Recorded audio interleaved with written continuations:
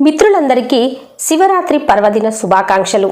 శివరాత్రి పర్వదినం ఉపవాసం జాగరణలతో కూడి మిగతా పర్వదినాల కన్నా కొంత భిన్నంగా కనిపిస్తుందండి.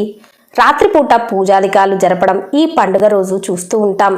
బిల్వ పత్రార్చనలు, రుద్రాభిషేకాలు, రుద్రాక్షమాల ధారణలు, విభూది ధారణలు శివరాత్రి నాడు శివుడి ప్రీతి కోసం భక్తులు చేస్తూ ఉంటారు. అయితే కేవలం ఇలా ఏదో పూజలు అభిషేకాలతో శివుణ్ణి అర్చించి మళ్ళీ యథావిధిగా ఆ తర్వాత రోజున జీవితం గడపటమేనా? ఈ పండుగ వల్ల ఏదైనా ఇతర ప్రయోజనం కనిపిస్తుందా అని కాస్తంత ఆలోచిస్తే ప్రయోజనం ఉన్నది అనే సమాధానం కనిపిస్తుందండి. ఈ సమాధానానికి ఉదాహరణగా లింగ పురాణంలో ఓ చక్కటి కథ ఉంది.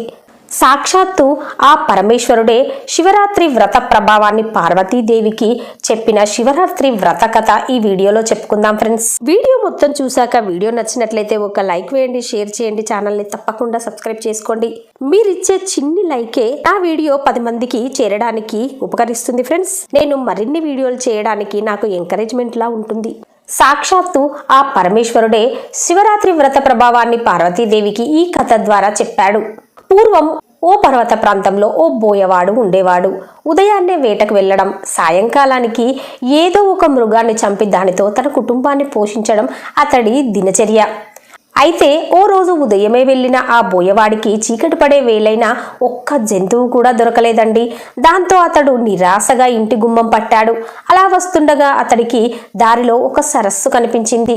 రాత్రిపూట ఏదైనా జంతువు అక్కడికి నీళ్లు తాగడానికి వచ్చి తీరుతుందని, అప్పుడు దాన్ని సంహరించవచ్చని అనుకుని ఆ సరస్సు పక్కనే ఉన్న ఓ చెట్టెక్కి కూర్చున్నాడు ఆ బోయవాడు.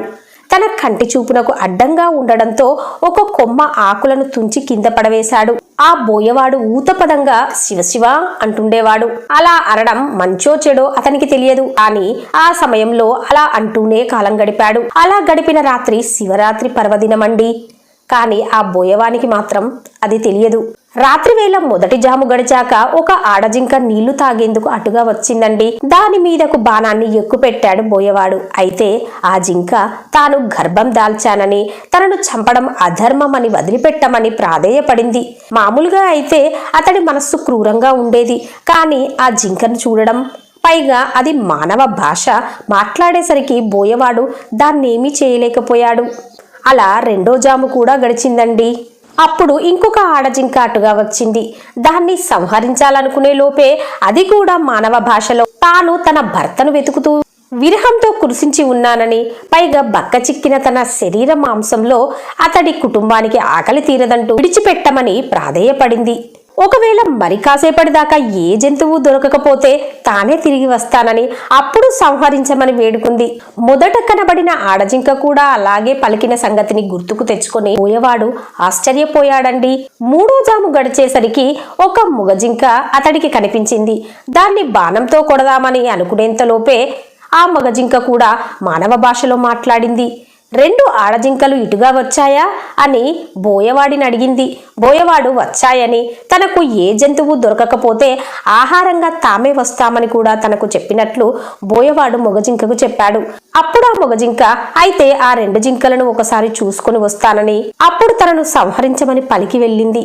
ఇంతలో 4వ జాము కూడా గడిచి సూర్యోదయ సమయం దగ్గర పడిందండి. ఇక 4వ జాము వరకు మెలకువతోనే ఉన్నాడు కనుక జాగరణ ఫలితం కూడా వచ్చిందండి. క్రూరాత్ముడైనప్పటికీ ఈ పుణ్య కార్యాల వల్ల అతడి మనస్సు నిర్మలమైంది. పైగా జింకల సత్యనిష్ట అతడి మనస్సును పూర్తిగా మార్చింది.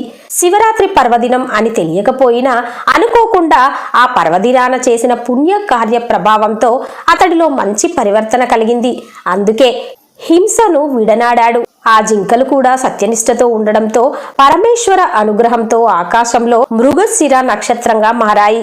ఆ నక్షత్రానికి వెనుక ఉజ్వలంగా ప్రకాశిస్తూ లుబ్ధత అనే నక్షత్రం పేరున బోయవాడు నిలిచిపోయాడు. హింస చేయాలనుకున్నప్పుడు క్షణకాలం పాటు ఆగి ఆలోచిస్తే మనసు దాని నుంచి మరలుతుంది. బోయవాడు జింకలను చంపాలనుకోవడంలో చేసిన కాలాయాపన అతడిని చివరకు అహింస ధర్మాచరణమూర్తిగా నిలుపగలిగింది. సత్య ధర్మ పరాయణులు, అహింసా మార్గాన్ని అనుసరించిన వారు సుస్థిర కీర్తితో నిలిచిపోతారనే ఓ సామాజిక సందేశం ఈ శివరాత్రి కథలో కనిపిస్తుందండి. ఈ శివరాత్రి పర్వదినాన శివరాత్రి వ్రతకథ సాక్షాత్తు ఆ పరమేశ్వరుడే ఆ ఆదిశక్తి అయిన పార్వతీదేవికి చెప్పడం, ఆ కథ మనము ఈ శివరాత్రి పర్వదినంన వినడం ఎంతో పుణ్యమండి. ఇక ఈ జన్మకు ఇది చాలు. ఏమంటారు? ఈ శివరాత్రి పర్వదినంన ఏమి చేసినా చేయకున్నా ఈ శివరాత్రి వ్రతకథ విన్నా చాలండి. ఆ శివయ్య కృపా కటాక్షాలకు మనము తప్పకుండా పాత్రులమవుతాము. ఓం నమ శివాయ. హర హర మహాదేవ, శంభో శంకర. ఓకే ఫ్రెండ్స్, మీకు కనుక ఈ కథ నచ్చినట్లయితే ఒక లైక్ వేయండి, షేర్ చేయండి, ఛానల్ని తప్పకుండా సబ్స్క్రైబ్ చేసుకోండి. అలాగే మరవకుండా బెల్ బటన్ యాక్టివేట్ చేసుకోండి ఫ్రెండ్స్. అప్పుడే నేను చేసే ప్రతి లేటెస్ట్ వీడియో మీ మొబైల్కి నోటిఫికేషన్ రూపంలో చేరుతుంది. ఉంటానండి. Thank you for watching.